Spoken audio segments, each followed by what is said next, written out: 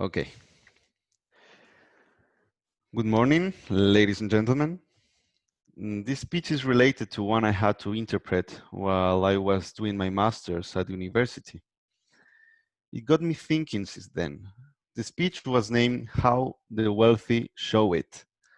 So I decided today to talk a little about wealthy people, how they show that they are wealthy, and how this way of showing that someone is wealthy has changed throughout the years.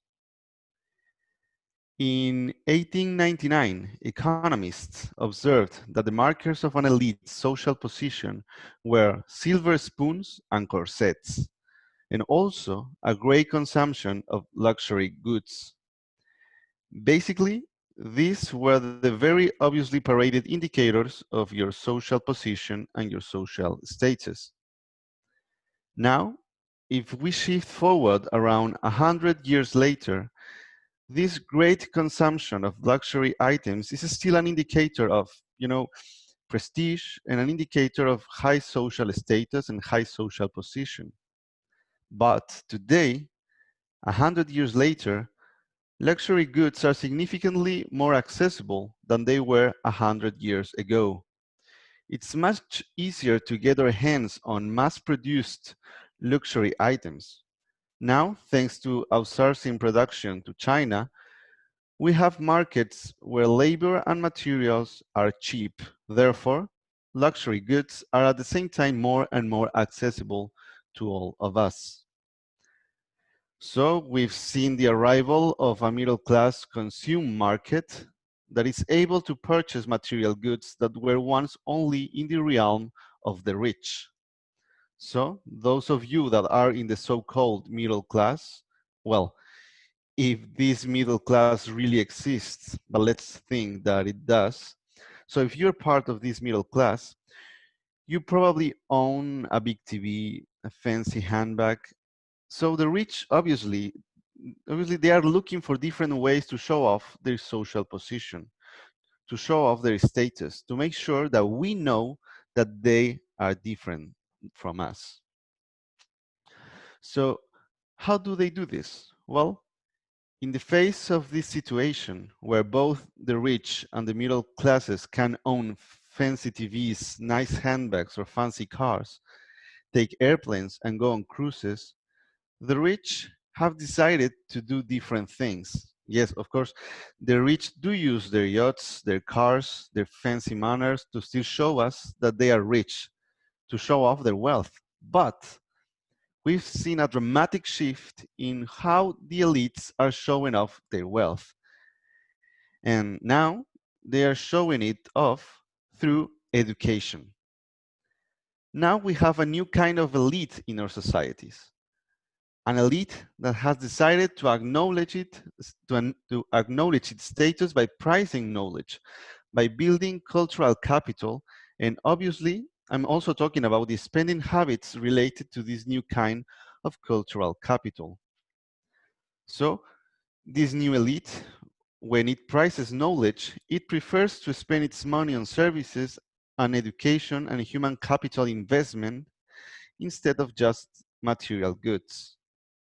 As I said, 100 years ago, they were pursuing a great consumption of luxury goods to show off their wealth, but now they are pursuing a new type of behavior that is not really related anymore to this luxury consumption. Well, in fact, it is a consumption, but it's not that obvious.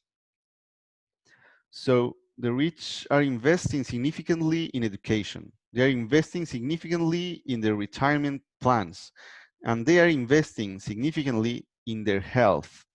So what does this look like? Well, it is a cultural thing. You see them pursuing behaviors that on the surface don't look very expensive, but they highlight this drive to pursue a better education or better way of living.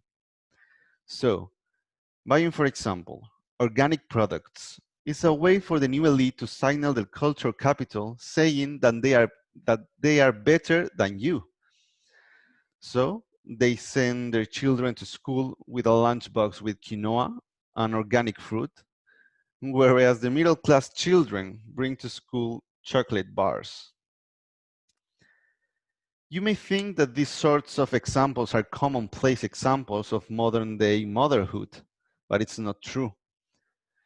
You just need to step out of your middle class bubble for a moment and look just the lunchbox or the lunch menu of schools located in high society neighborhoods such as La Moraleja here in Madrid. If we could see these lunchboxes, we could see how different this new elite is from the middle classes. You can also see other kinds of behavior related to health, for example.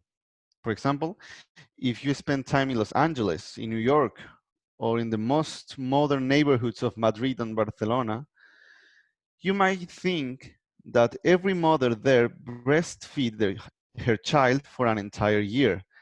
But national statistics show us that only 27% of mothers actually breastfeeds their baby for an entire year. But it's exactly this kind of behavior that they make normal in their communities that is a way to enter in this new elite. So another example, again, is not expensive, but for example, a subscription to an economy magazine. For example, The Economist. It may not be that expensive a subscription in The Economist. I think it's only 100 euros a year. But what makes it special is the fact that you must buy it to be part of this new elite, to be part of a new exclusive club. Maybe you are rich and you don't really care about economics, but you know that your rich friends buy The Economist and that your friend who lives in a small flat with no air conditioning don't. So it's the school, it's the lunchboxes, it's the magazines you read, these aspirations that they have that are making them different. It's all about knowledge. It's about knowing what you should be doing. It's knowing the conversations you should be having and with whom to talk, to be able to knock on the door of this new social club. So this new kind of investment is reproducing privilege in the way of money used to create privilege before.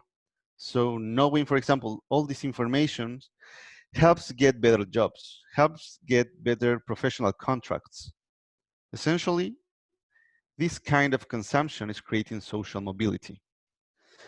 But, ladies and gentlemen, investment in education, in healthcare, in retirement has a notable impact, not just in our lives, but also in the lives of the next generation. So today's elite is far more conscious of preparing their children's future and leaving inheritance for their children in terms of knowledge as well as wealth. So whether it's breastfeeding, lunches, education, all of these things are means to get better quality of life and improve social position. So, ladies and gentlemen, that is something that I believe is here to stay, creating a bigger gap between them and us. Thank you so much.